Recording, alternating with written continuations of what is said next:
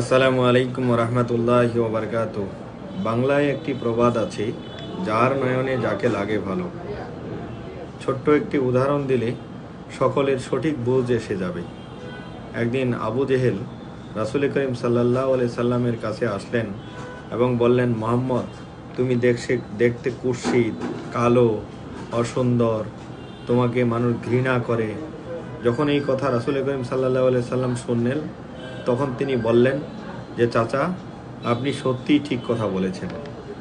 এরপর একদিন আবু বকর সিদ্দিক রাদিয়াল্লাহু আনহু আল্লাহ রসুল সাল্লাল্লাহু আলাইহি সাল্লামকে বললেন, ইয়া রাসূলুল্লাহ, আপনি অনেক সুন্দর, আপনাকে দেখতে চাঁদের মতো সুন্দর দেখা যায়। আমি যখন আপনার সামনে বসি তখন আমি অনেক শান্তি পাই। তখন আবু বকর সিদ্দিক রাদিয়াল্লাহু আনহুকে বললেন, আল্লাহ রসুল বললেন যে, আবু বকর, তুমি সত্যিই ঠিক কথা বলেছ। অর্থাৎ যার নয়নে